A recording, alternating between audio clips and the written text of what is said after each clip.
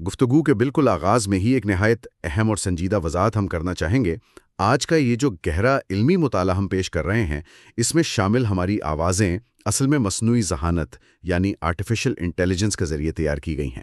جی بالکل، اور اس کا بنیادی مقصد دراصل یہ ہے کہ ہم جدید ٹیکنالوجی کا مثبت استعمال کرتے ہوئے ان گہری قرآنی سچائیوں اور علم کی روشنی کو اس تیز رفتار دور میں نئے اور مؤثر انداز میں لوگوں تک پہنچا سکیں۔ صحیح، تو اسی وضاحت کے ساتھ ہم اپنے آج کے اس فکری سفر کا باقاعدہ آغاز کرتے ہیں۔ آج کا ہمارا یہ علمی مطالعہ ڈاکٹر اسرار احمد رحمۃ اللہ علیہ کی شہرہ آفاق تفسیر بیان القرآن کی روشنی میں ہے، اور ہم خصوصاً قرآن مجید کے 24ویں پارے یعنی فمن ازلمو کے مرکزی مضامین کا تجزیہ کریں گے۔ اور اگر ہم آج کی اس گفتگو کے خاکے کی بات کریں نا، تو ہمارا یہ مطالعہ 3 اہم ستونوں پر کھڑا ہوگا۔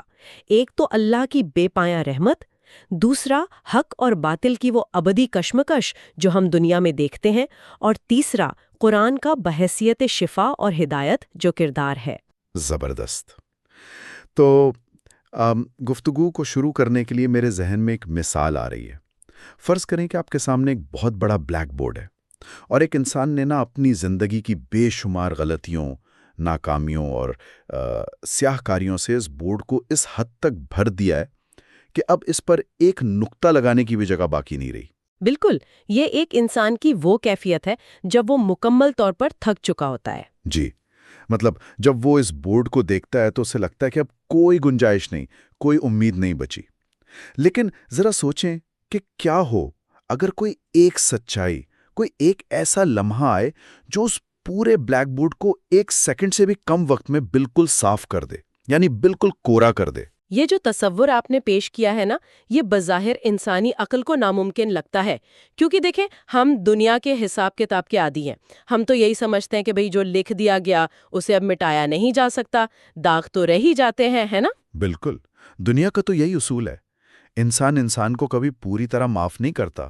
جی ہاں، اور یہیں سے سورۃ الزمر کا وہ عظیم و شان پیغام شروع ہوتا ہے۔ ہم اکثر دیکھتے ہیں کہ انسان اپنے غلطیوں کے بوجھ تلے دب کر ایک شدید نفسیاتی مایوسی کا شکار ہو جاتا ہے، اور قرآن اس نفسیاتی ٹوٹ پھوٹ کا علاج پیش کرتا ہے۔ صحیح، اور وہ جو سورۃ الزمر کی مشہور آیت ہے جس میں اللہ کی رحمت کی وسعت کا ذکر ہے۔ بالکل، آیت ہے قُلْ يَا عِبَادِيَ الَّذِينَ أَسْرَفُوا عَلَىٰ أَنفُسِهِمْ لَا تَقْنَطُوا مِن رَحْمَتِ اللَّهِ، یعنی کہہ دیجئے اے میرے بندو جنہوں نے اپنی جانوں پر زیادتی کی ہے، اللہ کی رحمت سے مایوس نہ ہو۔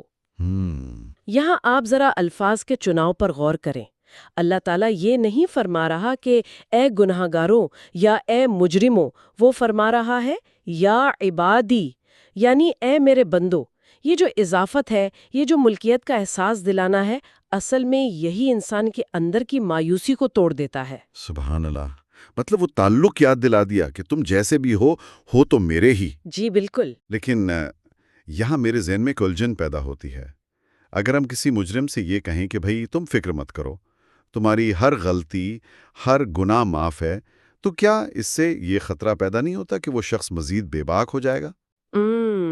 آپ کا اشارہ اس طرف ہے کہ شاید وہ شخص ڈھیٹ ہو جائے۔ جی بالکل، مطلب اگر بلیک بورڈ نے صاف ہونا ہی ہے تو پھر انسان خود کو بہتر بنانے کی کوشش ہی کیوں کرے گا؟ کیا یہ لامحدود رحمت کا تصور انسان کو تھوڑا لاپرواہ نہیں بنا دیتا؟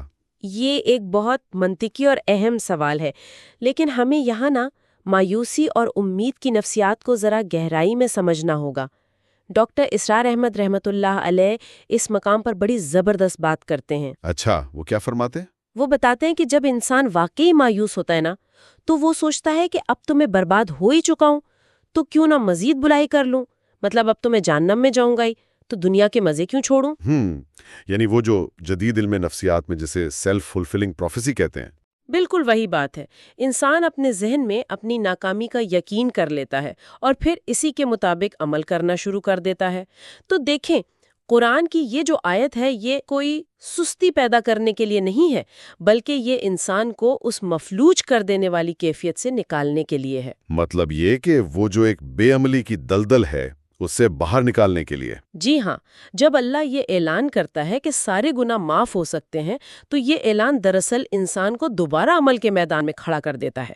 یہ توبہ کی وہ طاقت ہے جو ماضی کے بوجھ کو کاٹ کر انسان کو ایک نیا مستقبل تعمیر کرنے کا ایک نیا حوصلہ عطا کرتی ہے۔ زبردست!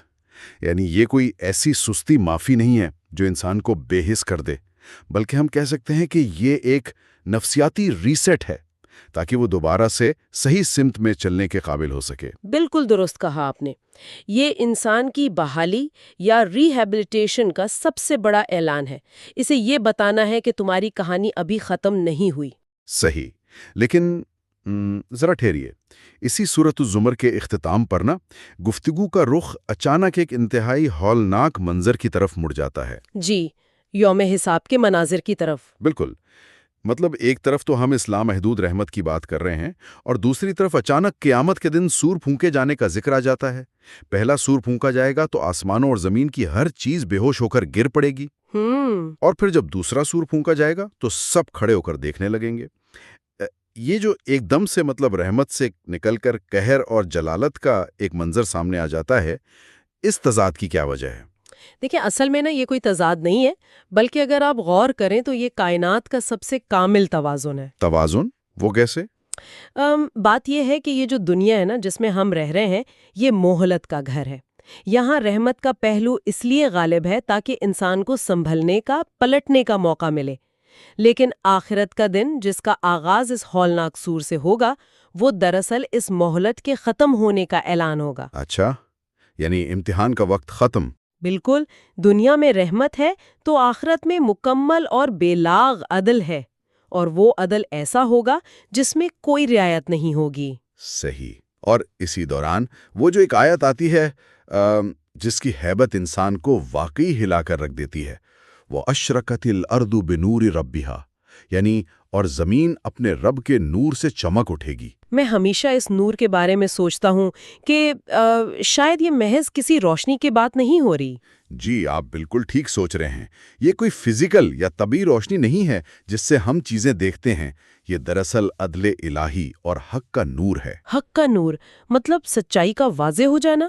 جی ہاں، دیکھیں آج اس دنیا میں کتنی چیزیں ہیں جو پردوں میں چھپی ہوئی ہیں۔ ظالم ظلم کرتا ہے اور پھر ریاستی طاقت پروپیگنڈا یا جھوٹے بیانیے کے پیچھے خود کو چھپا لیتا ہے۔ دنیا میں تو حق اور باطل آپس میں گڈمڈ ہو جاتے ہیں نا؟ بالکل، ہمیں اکثر سمجھ ہی نہیں آتا کہ سچ کیا ہے اور جھوٹ کیا ہے۔ بس تو پھر تصور کریں کہ جب قیامت کے دن زمین اپنے رب کے نور سے چمکے گی تو ہر طرح کا اندھیرا چھٹ جائے گا۔ ظلم، ناانصافی، جھوٹ، فریب، ان سب کا کوئی سایہ بھی باقی نہیں رہے گا۔ اعمال نامے رکھ دیے جائیں گے، انبیاء اور گواہ حاضر کیے جائیں گے، اور سب کچھ مطلب ہر ایک چیز بے نقاب ہو جائے گی۔ یعنی یہ نور دراصل اس مکمل شفافیت کا نام ہے جی، جہاں کوئی چیز، کوئی بھی راز چھپ نہیں سکے گا۔ بالکل، کامل اور بے عیب شفافیت۔ لیکن یہاں ایک سوال اور ذہن میں آتا ہے، اگر آخرت میں سب کچھ اتنا ہی شفاف ہو جانا ہے اور سارا فیصلہ وہی ہونا ہے، جی، تو پھر اس دنیا میں یہ گھمسان کا رن کیوں پڑا ہوا ہے؟ میرا مطلب ہے، دنیا میں ہم ہر دور میں دیکھتے ہیں کہ حق اور باطل کی ایک انتہائی ظالمانہ کشمکش جاری رہتی ہے۔ جی، اور یہی وہ نقطہ ہے جہاں سے ہم 24ویں پارے کی اگلی سورت میں داخل ہوتے ہیں، جی، سورۃ غافر، جسے سورۃ المومن بھی کہا جاتا ہے۔ بالکل۔ اور آپ دیکھیں کہ اس سورت کے آغاز میں ہی اللہ تعالیٰ نے اپنی جو صفات بیان کی ہیں وہ اسی حق و باطل کی کشمکش کا پس منظر لگتی ہیں۔ ہاں، جیسے آغاز میں ہی اللہ کا تعارف غافر الذنب یعنی گناہ بخشنے والا، اور قابل توبہ قبول کرنے والا۔ جی، اور اس کے ساتھ ہی شدید العقاب یعنی سخت سزا دینے والا، اور ذی الطول بڑے فضل اور قدرت والا۔ اب یہ جو صفات ہے نا، یہ بتاتی ہیں کہ اللہ کا نظام کسی کمزوری پر نہیں چل رہا۔ مطلب اگر دنیا میں ظالم کو چھوٹ مل رہی ہے تو وہ اللہ کی کمزوری نہیں ہے؟ بالکل نہیں۔ اگر وہ دنیا میں باطل کو ڈھیل دے رہا ہے تو اس لیے نہیں کہ وہ نعوذ باللہ بے بس ہے، بلکہ اس لیے کہ وہ ضد تول ہے۔ اس کی قدرت اور گرفت بہت مضبوط ہے، اور اس نے جان بوجھ کر اس دنیا کو ایک امتحان گاہ بنایا ہے۔ اور جب ہم اس امتحان گاہ کی تاریخ پڑھتے ہیں تو ایک سوال بہت شدت سے ابھرتا ہے۔ جب باطل بظاہر ناقابل شکست حد تک طاقتور ہو جائے، جیسے اگر ہم تاریخ میں فرعون کی مثال لے لیں۔ جی، تاریخ کا سب سے بڑا متکبر کردار۔ بالکل، مطلب اس کے پاس پوری ریاست ہے، فوج ہے، معیشت کا سارا کنٹرول اس کے ہاتھ میں ہے، اور سب سے بڑھ کر وہ کھڑے ہو کر خود کو خدا کہلواتا ہے۔ اب ایسے ماحول میں جہاں بولنے کی سزا سیدھی موت ہو، وہاں حق کی آواز کیسے زندہ رہ سکتی ہے؟ یہ تاریخ کا سب سے دلچسپ اور اہم سوال ہے، اور اس کا جواب ہمیں سورت غافر کے اس مرکزی کردار میں ملتا ہے جس کے نام پر اس سورت کا دوسرا نام سورت المومن رکھا گیا، یعنی مومن آل فرعون۔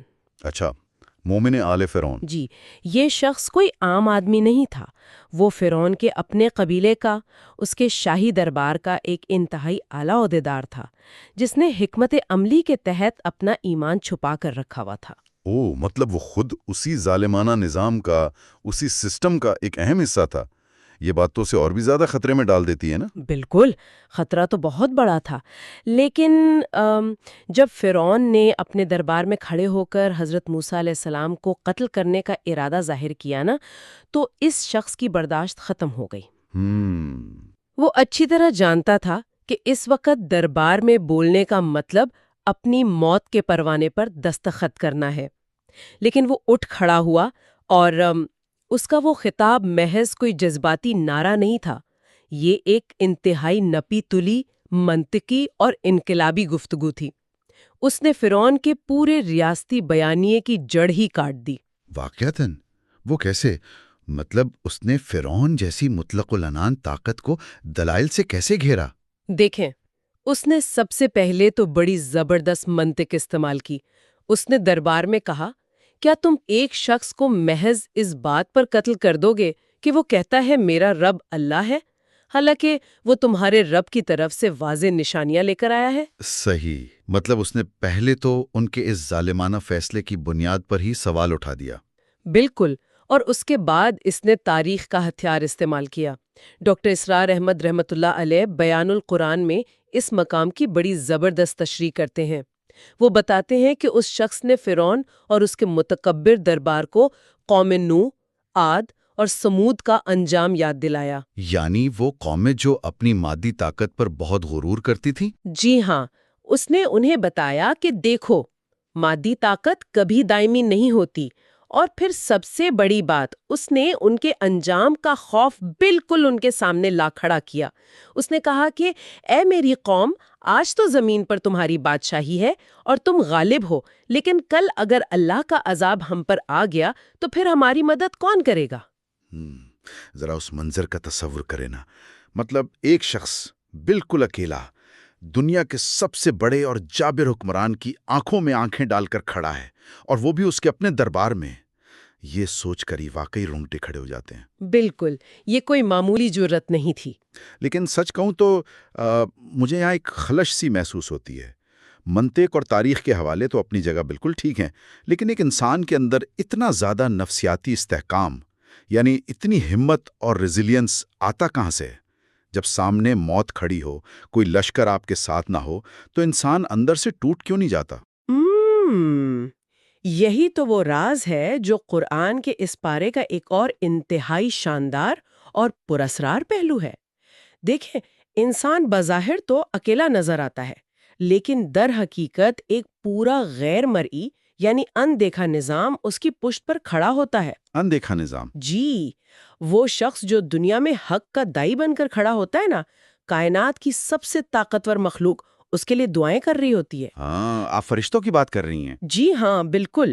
سورت غافر کے بالکل آغاز میں ہی اہل کاران حق کے لیے فرشتوں کی دعاؤں کا ذکر آتا ہے، اور یہ کوئی عام فرشتے نہیں ہیں، بلکہ یہ وہ مقرب فرشتے ہیں جو عرش الہی کو اٹھائے ہوئے ہیں۔ سبحان اللہ! قرآن کہتا ہے کہ وہ اللہ کی حمد کے ساتھ اس کی تسبیح کرتے ہیں اور زمین پر ایمان لانے والوں کے لیے مغفرت طلب کرتے ہیں۔ وہ کہتے ہیں، اے ہمارے رب، بس انہیں بخش دے جنہوں نے توبہ کی اور تیرے راستے کی پیروی کی، اور انہیں دوزخ کے عذاب سے بچا لے۔ ایک منٹ رکیے، ذرا اس بات کو ہضم کرنے دیں۔ کائنات کے سب سے مقرب فرشتے جو اللہ کا عرش اٹھائے ہوئے ہیں، ان کی یہ ڈیوٹی لگائی گئی ہے کہ دنیا میں جو شخص حق کے لیے کھڑا ہو، وہ اس کا نام لے کر اس کے لیے دعائیں کریں۔ جی ہاں، بالکل ایسا ہی ہے۔ لیکن اگر کائنات کی سب سے بڑی طاقتیں ایک انسان کے لیے، ایک دائی کے لیے دعا کر رہی ہیں، تو پھر وہ ظاہری طور پر دنیا میں شکست کیوں کھاتا ہے؟ مطلب ایک دائی کو جیل کیوں جانا پڑتا ہے؟ اسے اتنی تکلیف کیوں پہنچتی ہے؟ دیکھیں، یہ ایک بہت گہرا اور حساس نقطہ ہے، اسے سمجھنے کی ضرورت ہے۔ فرشتوں کی دعا دراصل یہ نہیں ہے کہ اس دائی کو دنیا میں کوئی محل مل جائے یا اس کی زندگی سے ہر طرح کی تکلیف فوراً غائب ہو جائے۔ اچھا، تو پھر ان کی دعا کا محور کیا ہے؟ ان کی دعا اس کے مشن، اس کی استقامت اور سب سے بڑھ کر اس کی آخروی کامیابی کے لیے ہے۔ وہ دعا کرتے ہیں کہ یا اللہ، انہیں دوزخ سے بچا، انہیں اور ان کے نیک آباء و اجداد اور اولاد کو ان ہمیشہ رہنے والی جنتوں میں داخل کر جن کا تو نے وعدہ کیا ہے۔ صحیح۔ اور دیکھیں، دائی کا اصل امتحان ہی تو یہ ہے کہ وہ اس طبعی دنیا کی تکلیفوں، ان سختیوں سے گزر کر اپنے باطن کے اس تعلق کو محسوس کرے۔ جب ایک انسان کو یہ شعور مل جاتا ہے نا کہ کائنات کی سب سے بڑی سچائی اور اس کے حامل فرشتے میرے ساتھ کھڑے ہیں، تو پھر دنیا کی کوئی جیل، کوئی فرعون اسے اندر سے نہیں توڑ سکتا۔ واقعی، مطلب جسم قید ہو سکتا ہے لیکن اس کی روح آزاد رہتی ہے۔ بالکل، اور یہی وجہ ہے کہ اللہ تعالیٰ واضح وعدہ کرتا ہے کہ اِنَّا لَنَنصُرُ رَسُولَنَا وَالَّذِينَ آمَنُوا، یعنی ہم یقیناً اپنے رسولوں کی اور ایمان لانے والوں کی مدد کرتے ہیں۔ یہ نصرت ظاہری بھی ہوتی ہے اور باطنی سطح پر بھی ہوتی ہے۔ یہ بات واقعی انسان کے اندر ایک عجیب سی، ایک اندیکھی طاقت بھر دیتی ہے۔ لیکن اب اس گفتگو کو ایک حتمی اور بہت اہم سوال کی طرف لے کر چلتے ہیں۔ وہ حق، وہ سچائی جس کے لیے ایک دائی فرعون کے دربار میں کھڑا ہوتا ہے، جس پر کھڑے ہونے والوں کے لیے عرش کے فرشتے دعائیں کرتے ہیں، اس سچائی کا اصل ماخذ کیا ہے؟ یقیناً وہ ماخذ تو کلام الہی ہی ہے۔ بالکل، اور 24ویں پارے کے آخر میں نا سورت فصلت، جسے سورت حامیم السجدہ بھی کہا جاتا ہے، وہ شروع ہوتی ہے، اور اس کے آغاز میں ہی قرآن کا جو تعارف ہے وہ ایک حیران کن انداز میں کروایا گیا ہے کہ یہ کتاب اہل ایمان کے لیے سراپا ہدایت اور شفا ہے۔ جی بالکل، قرآن خود اعلان کرتا ہے کہ یہ رحمان اور رحیم کی طرف سے نازل شدہ ہے۔ یہ ان لوگوں کے لیے ہدایت اور شفا ہے جو ایمان لاتے ہیں۔ اور دیکھیں، یہاں شفا کا مطلب صرف کوئی جسمانی بیماریوں کا علاج نہیں ہے۔ تو پھر یہاں شفا سے کیا مراد ہے؟ اس سے مراد دراصل ان روحانی اور فکری بیماریوں کا علاج ہے جو بڑے بڑے انسانی معاشروں کو تباہ کر کے رکھ دیتی ہیں، جیسے شک، نفاق، حسد اور سب سے بڑھ کر تکبر۔ تکبر، یہاں مجھے ہمیشہ بارش کی وہ تمثیل یاد آ جاتی ہے۔ میں اکثر سوچتا ہوں کہ آسمان سے جو بارش گرتی ہے نا، اس کے پانی کا ہر قطرہ کیمیائی اعتبار سے بالکل ایک جیسا ہوتا ہے۔ جی بالکل، شفاف پانی۔ لیکن جب وہ پانی زمین پر گرتا ہے تو نتیجہ بالکل مختلف ہوتا ہے۔ مطلب اگر زمین نرم ہو، زرخیز ہو، تو اسی پانی سے خوبصورت اور خوشبودار پھول نکلتے ہیں، پھل اور ہریالی نکلتی ہے۔ صحیح۔ لیکن اس کے برعکس اگر زمین بنجر، سخت اور زہریلی ہو تو وہ پانی یا تو اس پر کھڑا رہ کر سڑنے لگتا ہے یا پھر اس سے صرف کانٹے اور زہریلی جھاڑیاں اگتی ہیں۔ اب ظاہر ہے پانی کا تو کوئی قصور نہیں ہے نا، سارا کمال یا خرابی تو اس مٹی کی ہے جو اس پانی کو اپنے اندر جذب کر رہی ہے۔ آپ نے بالکل درست اور جامع تشبیہ دی ہے۔ یہاں بارش کا وہ پاکیزہ پانی قرآن کی آیات ہے، اور جو مٹی ہے نا، وہ انسان کا دل۔ اب سوال یہ پیدا ہوتا ہے کہ یہ کیسے ممکن ہے کہ ایک ہی کلام، ایک ہی دلیل کسی انسان کی زندگی بدل دے اور کسی دوسرے کو مزید اندھا کر دے؟ جی، یہی تو حیرانی کی بات ہے۔ تو قرآن خود ان منکرون کا یہ قول نقل کرتا ہے کہ وہ کہتے تھے ہمارے دل اس چیز سے غلافوں میں ہیں جس کی طرف تم ہمیں بلاتے ہو، اور ہمارے کانوں میں بوجھ ہے۔ اب یہاں سوچنے کی بات یہ ہے کہ آخر دلوں پر یہ غلاف چڑھتے کیسے ہیں؟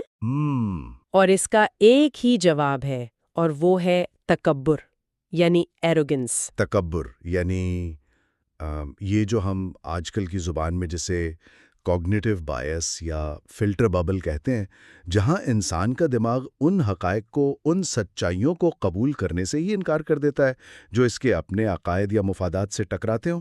بالکل یہی بات ہے۔ تکبر دراصل انسان کی فکری صلاحیتوں کو مکمل طور پر مفلوج کر دیتا ہے۔ دیکھیں، جب ایک شخص اپنے دل میں یہ مان لیتا ہے نا کہ بس میں ہی سب سے برتر ہوں، میری ہی سوچ کامل ہے، یا پھر وہ یہ سوچتا ہے کہ یہ حق کسی ایسے شخص کے ذریعے کیوں آ رہا ہے جو معاشرے میں مجھ سے کمتر ہے؟ جیسے وہ کفار مکہ کو اعتراض تھا کہ بھئی یہ قرآن مکہ یا طائف کی کسی بڑے چودھری کو کیوں نازل نہیں ہوا؟ جی بالکل۔ تو جب انسان اس طرح سوچنے لگتا ہے تو پھر اس کا دماغ حقائق کو پروسیس کرنا ہی بند کر دیتا ہے۔ وہ کانوں سے آواز تو سنتے ہیں، لیکن ان کے اندر ایک طرح کا مصنوعی بہراپن پیدا ہو جاتا ہے۔ مطلب انا کی ایک دیوار کھڑی ہو جاتی ہے۔ جی، ان کی انا ایک ایسی موٹی دیوار کھڑی کر دیتی ہے جس کے پار ہدایت کی کوئی روشنی جا ہی نہیں سکتی۔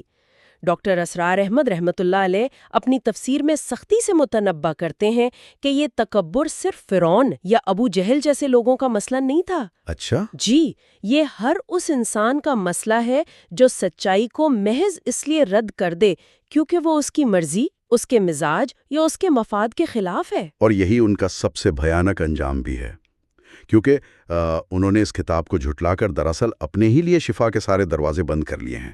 وہ اپنی ہی بنائی ہوئی اس انا کی جیل میں، اس اندھیرے میں قید ہو کر رہ گئے۔ بالکل، اور قرآن اسی صورت میں عاد اور تھمود کی مثال دے کر ہمیں بتاتا ہے کہ تکبر کا انجام صرف آخرت تک محدود نہیں رہتا، بلکہ تاریخ گواہ ہے کہ دنیا میں بھی یہ انتہائی تباہ کن ہوتا ہے۔ جیسے قوم عاد کا انجام ہوا۔ جی، عاد نے تکبر میں آ کر دعویٰ کیا تھا نا کہ من اشد منا قوتا، یعنی ہم سے زیادہ طاقتور کون ہے؟ تو پھر اللہ نے انہیں ایک سرد اور انتہائی گرجدار آندھی سے تباہ کر کے رکھ دیا۔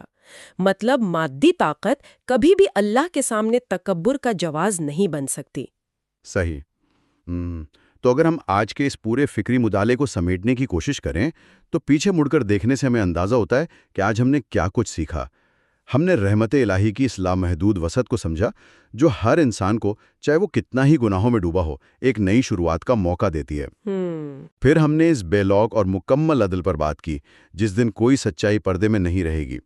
ہم نے مومن آل فرعون کی اس حیرت انگیز نفسیاتی طاقت اور فرشتوں کی ان دعاؤں کا ذکر کیا جو حق کے راستے پر چلنے والوں کو کبھی اندر سے ٹوٹنے نہیں دیتی۔ جی ہاں۔ اور آخر میں ہم نے یہ دیکھا کہ کیسے تکبر انسان کو قرآن کی اس عظیم شفا سے ہمیشہ کے لیے محروم کر دیتا ہے۔ لیکن یہ ساری گفتگو سننے والوں کے لیے اور خود ہمارے لیے بھی محض کوئی پرانی تاریخی داستان نہیں ہے، بلکہ یہ حال کا ایک آئینہ ہے۔ بالکل، ہمیں اسے اپنے آج پر لاگو کر کے دیکھنا ہوگا۔ جی، ہم نے گفتگو کے آغاز میں سورۃ الزمر کے حوالے سے یوم حساب کے ایک ہولناک منظر کا ذکر کیا تھا کہ اس دن زمین اپنے رب کے نور سے چمک اٹھے گی اور ہر اندھیرا چھٹ جائے گا۔ لیکن یہاں اس مطالعے کو ختم کرتے ہوئے ایک سوال پیدا ہوتا ہے جو ہم سب کو اپنے گریبان میں جھانکنے پر مجبور کر دیتا ہے۔ اور وہ سوال کیا ہے؟ سوال یہ ہے کہ کیا آج اس دنیا کی مہلت والی زندگی میں ہم نے اپنے باطن کی زمین کو قرآن کے اس نور سے چمکنے کا واقعی کوئی موقع دیا ہے، یا ہم نے بھی تکبر، تعصب اور اپنے چھوٹے چھوٹے دنیاوی مفادات کے موٹے غلاف اپنے دلوں پر چڑھا رکھے ہیں جن کے باعث ہدایت کی بارش تو روز برس رہی ہے لیکن ہمارے اندر کی زمین بنجر ہوتی جا رہی ہے۔ یہ واقعی وہ مقام ہے جہاں ہر انسان کو رک کر اپنا احتساب خود کرنا چاہیے، کیونکہ دیکھیں، اگر ہم آج اس نور کو اپنے دلوں میں اتارنے کی توفیق پالیں تو کل قیامت کے دن جب اندھیرا چھٹے گا تو وہی نور ہماری نجات کا پروانہ بن جائے گا۔ بلا شبہ۔ اور اسی انتہائی گہری اور سنجیدہ فکر کے ساتھ ہمارا آج کا یہ علمی مطالعہ اپنے اختتام کو پہنچتا ہے۔ یہ فکری نشست ایجوکیشن سسٹم کی ایک سنجیدہ اور پرخلوص کاوش تھی جس کا بنیادی مقصد قرآنی فکر اور اس کی روشنی کو اس کی خالص ترین شکل میں دور حاضر کے انسان تک پہنچانا ہے۔ جی، اور ہماری دعا ہے کہ یہ سلسلہ یوں ہی جاری رہے۔ بالکل۔ تو اگر اس مکالمے نے آپ کے ذہن میں سوچ کے کچھ نئے دریچے کھولے ہیں اور آپ کے قلب پر کوئی بھی مثبت اثر چھوڑا ہے تو اس تعلیمی اور فکری مشن کو آگے بڑھانے میں ہمارا ساتھ دیجیے۔ ایجوکیشن سسٹم کی اس کاوش کی حوصلہ افزائی کیجیے، اسے لائک کریں اور علم کے اس نور کو اپنے حلقہ احباب تک پہنچانے کے لیے اسے شیئر ضرور کریں۔ اور ہاں، کمنٹس میں اپنے قیمتی خیالات اور افکار کا اظہار بھی ضرور کیجیے تاکہ یہ فکری سفر مزید بہتر انداز میں جاری رہ سکے۔ اللہ تعالی ہم سب کو قرآن کو صحیح معنوں میں سمجھنے، اس سے شفا پانے اور اس پر استقامت کے ساتھ عمل کرنے کی توفیق عطا فرمائے۔ آمین.